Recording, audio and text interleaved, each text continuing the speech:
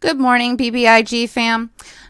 You know, a lot has been going on. Many of you were on my space call that I did last night as soon as the news broke. It was approximately 2 hours long, but this morning I'm getting lots of people asking me questions. So for those of you that missed it, or those of you that want to see the PR that was put on the website regarding the report of a hostile takeover on BBIG's website, as well as what Zash has tweeted and deleted, and what Zash is currently saying right now. It's very interesting, and I'm going to share it with you so that you have it for your records. I do run through it, read it, and then briefly go through it so that as I'm talking, so you can screenshot it. I do give you my personal opinion on this. Again, nothing I say is financial advice. Please do your own DD. This is my interpretation. The articles are factual. They were put up, and as well as the tweets. So, let's get into this. If you can, please like and subscribe, and I appreciate you for watching. Thank you so much. Have a wonderful day, everyone. Vinco Ventures thwarts what it believes was a hostile takeover attempt by the Farnsworth Group. As you can see, this comes from Vinco Ventures news and events part of their investor relations part of their webpage. So, Vinco Ventures thwarts what it believes was a hostile takeover attempt by the Farnsworth Group, Rochester, New York, July 25th, 2022. On July 24th, 2022, the board of directors, the board of Vinco Ventures, Inc., a digital media and content technologies holding company, among other things, terminated Theodore Farnsworth, aka Ted Farnsworth, the former CEO of Helios and Matheson Analytics and chairman of MoviePass, as the company's co-CEO less than 72 hours after he was appointed. Lisa King as the president of ZVV Media Partners, LLC, and former CEO of the company, Eric Noble, as the company's chief security officer, and any other role and any and all arrangements between the company and Roderick Vanderbilt, including as business development director and chairman of the board. Mr. Farnsworth, Ms. King, Mr. Noble, and Mr. Vanderbilt, referred to collectively as the Farnsworth Group. Ms. King and Mr. Vanderbilt still remain members of the board, despite having their roles with the company terminated. I'm going to pause in this letter for just a minute because many people have asked how that's possible. And I am not 100% certain, but I believe it has something to do with the laws of them needing to have so many board members and neither in order to do anything as far as filings and stuff for the company guys. So that's why I think that they have to keep them on. However, do I think that it's going to last that they're on? No, I think that they will be very quickly replaced if this in fact is factual. On July 14, 2022, Ms. King authorized the filing of a current report on Form 8K that incorrectly stated Mr. Farnsworth had been appointed as the company's co-CEO, despite being advised that the information contained in the Form 8K was incorrect and based on an invalid board meeting, the first incorrect 8K. The company attempted to file a current report on Form 8K by the end of the day on July 14, 2022, to correct the first incorrect 8K, but this attempted Securities and Exchange Commission, the SEC, filing was blocked by certain members of the Farnsworth Group, even though Mr. Farnsworth was not legally appointed as the company's co-CEO at the time. On July 17th, the board convened a duly noticed meeting where the board determined, on the recommendation of the board's independent committee, to terminate Ms. King as the company's CEO and as a Vinco manager of ZVV Media Partners, LLC, and appointed John Colucci, who has over 20 years of marketing and advertising experience, as the company's interim CEO. In the days that followed, the company and the Farnsworth Group held multiple meetings to try and come up to a resolution on the company's management and path forward. On July 21st, 2022, the board convened another meeting, where after all directors waived notice required by the company's bylaws, the board rescinded Ms. King's termination and appointed her as the president of ZVV, appointed Mr. Colucci as interim co-CEO with operational and financial responsibilities, and Mr. Farnsworth, a co-CEO with investor relations and certain business unit responsibilities. At this meeting, the board also directly instructed the co-CEOs to file a corrective current report on Form 8K by 5:30 p.m. on July 21st, 2022, in order to meet the deadline imposed as a result of Mr. Colucci's appointment as interim CEO on July 17th, 2022. Once again, certain members of the Farnsworth Group blocked the company's attempt to make a current report on Form 8K filing, and the deadline was missed.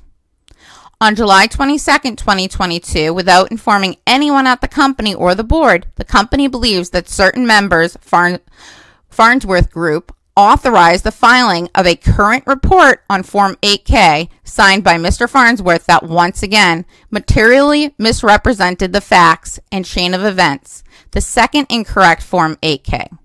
The company believes the filings of the first incorrect Form 8K and the second incorrect Form 8K were done unilaterally.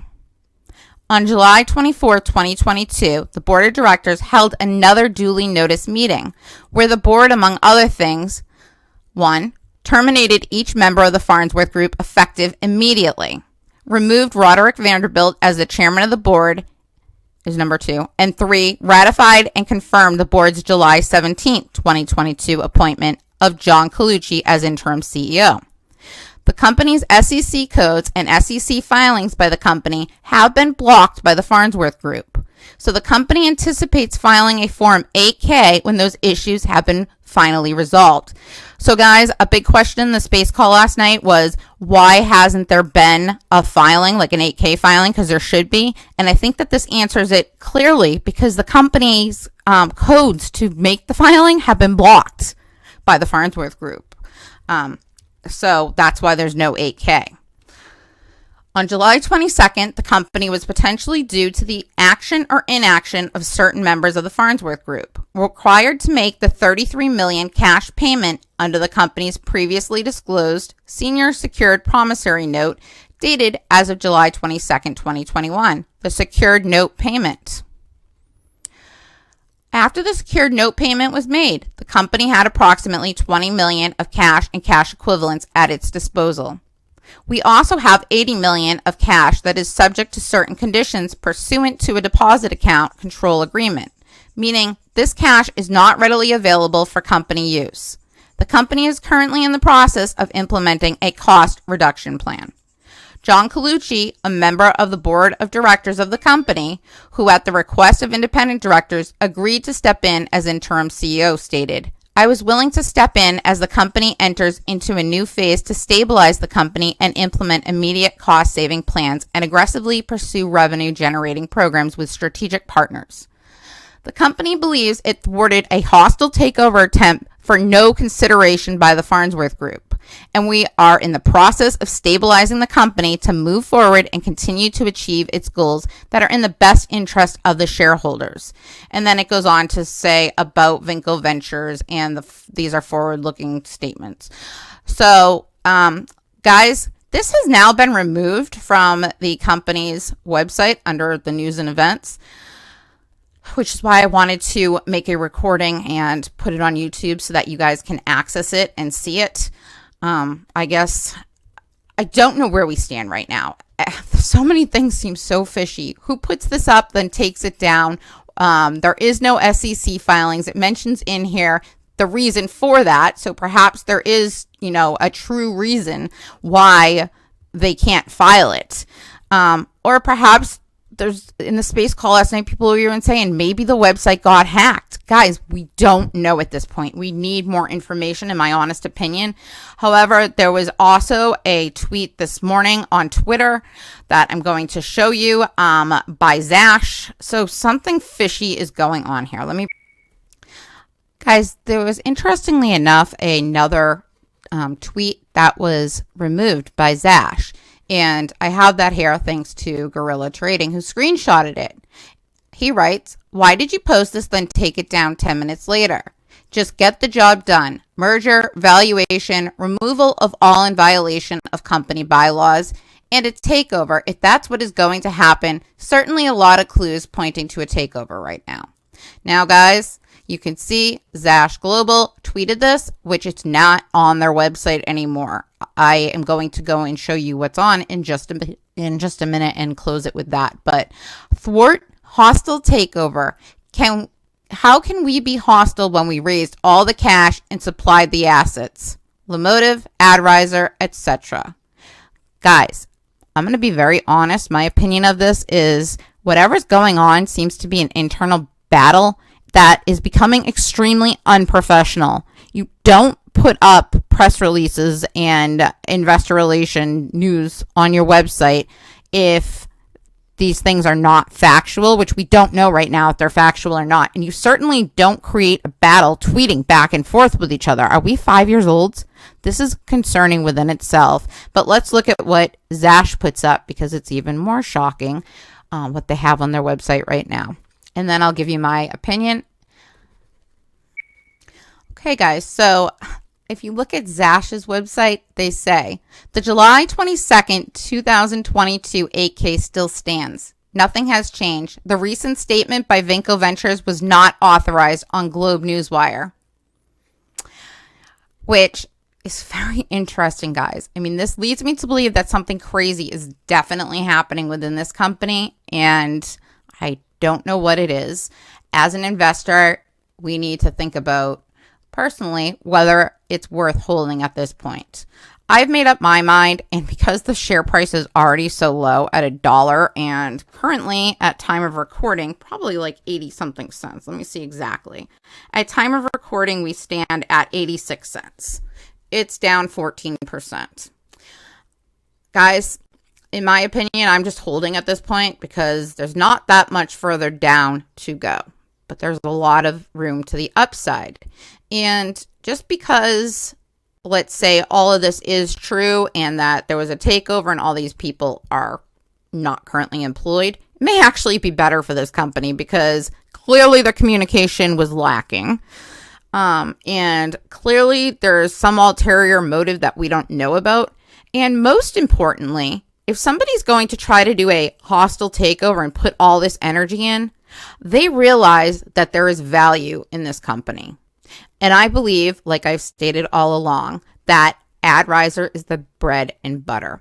So even if we take Zash and Lemotive out of this, we still have AdRiser, which Zash needs to run. And I believe that they will come to some kind of an agreement, or there will be lawsuits. It could take time. But I ultimately believe that Lemotive and AdRiser will be working together. And I believe that this will be an extremely profitable company once we can get through all the shenanigans, which clearly there's a lot more than any of us anticipated here. But that's my reason that I have decided to hold. I really don't see what I have to lose at this point. I mean, it is down substantially. And I know that all of us are hurting at the moment and that this really, really sucks. But remember in Redbox when the whole filing came out that CSSE was buying them for the take under, it initially dropped off. And then what happened, guys? Over the next coming days, it proceeded to squeeze to $18, despite the fact it was going to be sold for 0.087 fraction of a share of CSSE per share that you owned of Redbox, which was worth pennies, far less than what it was currently trading at. My point in telling you this is to tell you that sometimes negative attention on a company brings in attention and volume. And suddenly, things that you didn't expect to happen. So, I'm not closing the book on BBIG. I think there's a lot of potential to the upside here. And that's my take. But please, guys, do your own DD. Figure out what you need to do for yourself because only you can make that decision as an investor. And it's your money in the end of the day. No one should ever tell you to buy, sell, or hold any security. That's a decision that only you can make. And at the end of the day, you cannot blame anybody else for your choice in investments. Sometimes they work out, sometimes they don't. Sometimes, guys, there's a big dip before a massive rip. And that's what I'm hoping happens here. Thank you all for watching. I hope you have a fabulous day. If you haven't already, please like and subscribe. Take care now.